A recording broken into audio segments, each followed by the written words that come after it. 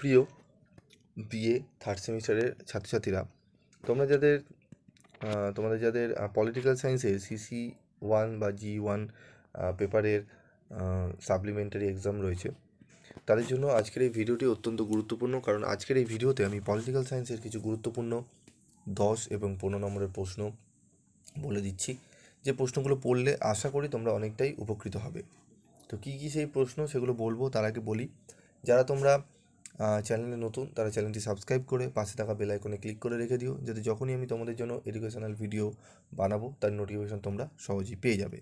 এবং তোমাদের 4th সেমিস্টারে অনলাইনের ক্লাস শুরু হবে। তোমরা যারা অনলাইন ক্লাস করতে চাও তারা যোগাযোগ করতে পারো।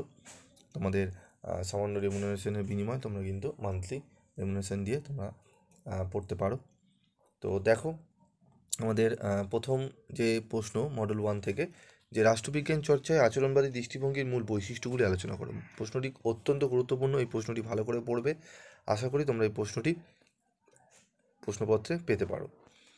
রাষ্ট্রের সামাজিক চুক্তির মতবাদ বিশ্লেষণ করো। প্রশ্নটি গুরুত্বপূর্ণ, 1 এবং 2 নম্বরের প্রশ্নটি অবশ্যই করবে তোমরা।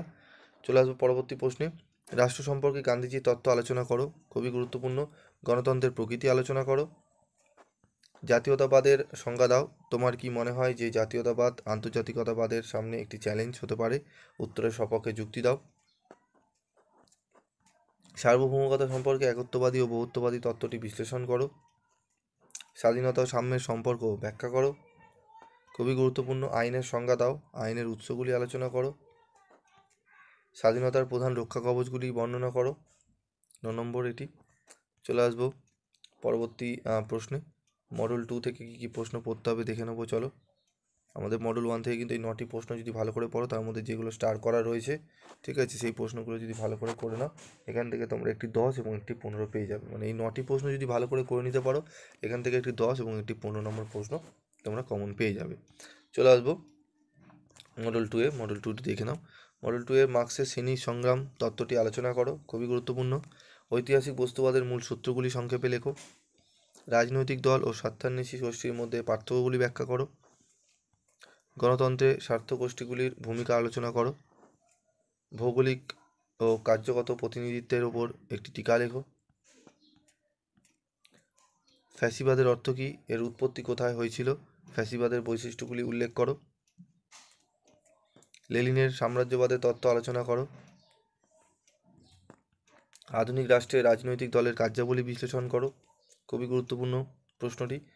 স্টার্ট 4টি করে স্টার দেওয়া রয়েছে। এই 7 এবং 8 নম্বরের প্রশ্নটি অবশ্যই পড়বে তোমরা, ঠিক আছে। তো এখান থেকে 8টি, তো দেখে নাও, খুব বেশি প্রশ্ন কিন্তু দেওয়া হয়নি।